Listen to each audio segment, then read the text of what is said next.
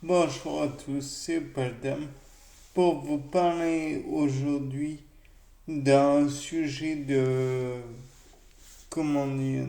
physiologie dans sa parent sucette. Donc aujourd'hui, comme je vous l'ai dit, humeur et musique. Bon, alors d'abord, l'humeur, on va se mettre d'accord, c'est les émotions que l'on ressent. Les émotions primaires étant la joie, la tristesse, le dégoût, la peur, la colère, la surprise. Bon, de là, on est tous d'accord, c'est évident. Maintenant, il faut dire que la joie, la tristesse, le dégoût, c'est des et tout. En fait, ça peut être influencé par beaucoup de choses dans notre vie. Et dans le cas présent, on va envisager l'hypothèse que cela peut être influencé par la musique. Et donc, qu'est-ce qui pourrait faire que la musique influence les émotions? Eh bien, le fait est que la musique est une variation de la pression de l'air, voire de tous les fluides, donc étant perçue par tous les fluides, on peut envisager dans un premier temps que cela fait varier des, les récepteurs, varier les volumes du récepteur et donc par voie de conséquence, cela fait varier un petit peu les récepteurs à la pression, les campus de Ruffini, je crois. Enfin bref, qui reçoivent plus ou moins les impulsions, les variations de pression, qui les détectent. Donc on peut dire que oui, ça nous fait varier les impulsions de pression. Mais et si la musique n'est perçue par rien d'autre que les oreilles? Les oreilles vont bien sûr avoir des variations de pression, mais le fait est que via la conduction osseuse, marteau, enclume, étrier, et puis la cochlée et enfin le nerf auditif, eh bien il n'y a pas de variation de pression.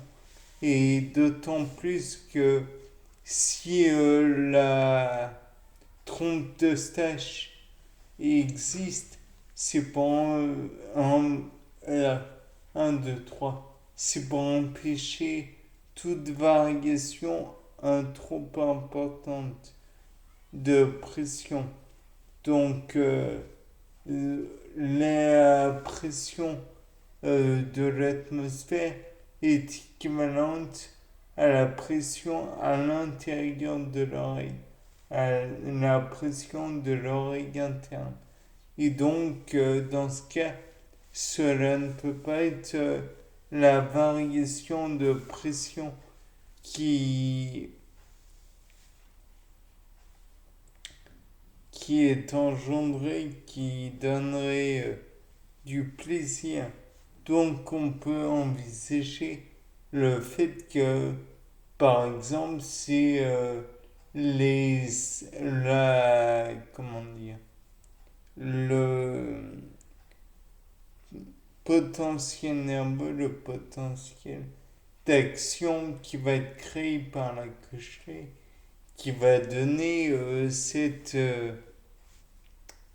cette humeur positive ou négative, ou enfin bref, l'émotion en somme. Et dans ce cas, on peut envisager, oui, mais dans ce cas, ça ne peut pas être dû à l'axone ou... Eh bien, je ne pense pas, puisque l'axone ne donnera rien de spécial.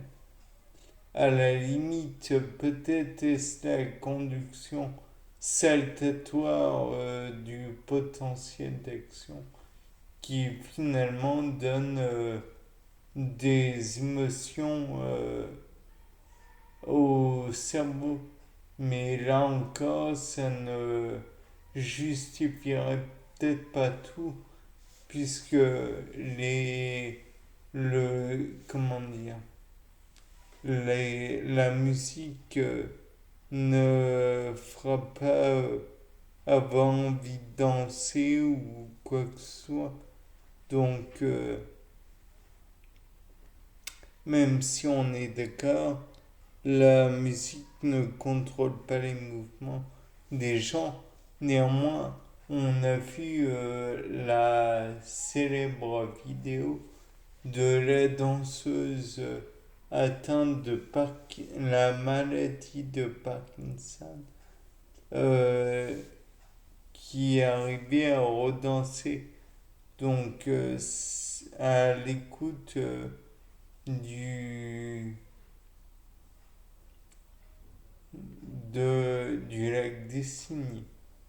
Peut-être est-ce que la musique va au contraire donner comment de la dopamine et la libération de la dopamine va influencer les émotions. Au contraire, peut-être que la musique risquerait d'empêcher la libération de dopamine et donc pourrait engendrer d'autres émotions négatives pour leur part. Et enfin, peut-être que c'est la libération soudaine de dopamine qui engendrerait la surprise. Peut-être que c'est la variation de cette dopamine, de cette concentration de dopamine qui engendrerait la colère. Peut-être est-ce que cela pourrait engendrer aussi le dégoût, mais tout cela n'influencerait que la dopamine. Je pense qu'il y a d'autres neurotransmetteurs comme la sérotonine qui pourraient influencer. Et donc dans ce cas, si c'était éventuellement la sérotonine, peut-être est-ce que l'on pourrait mesurer d'autres variations dans la dopamine. On peut mesurer la motivation de la personne à engendrer certains actes dans la sérotonine, je ne sais pas. Mais il est toujours envisageable de mesurer des variations. Donc, à voir, franchement, qu'est-ce qu'on y perd.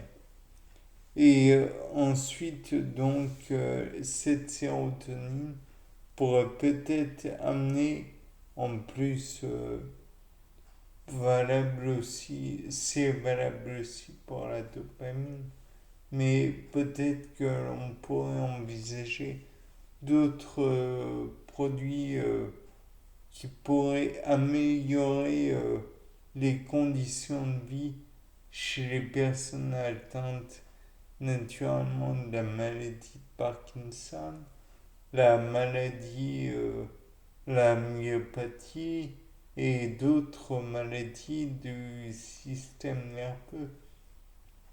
Après tout, il y a un fond commun à toutes ces maladies. Donc, peut-être que même ça pourrait rendre certaines facultés à des malades, ce qui, à mon avis, serait assez impressionnant. Bien, sur ce, je pense que il y a matière à œuvrer. Donc, c'était Paul Dame. Au revoir.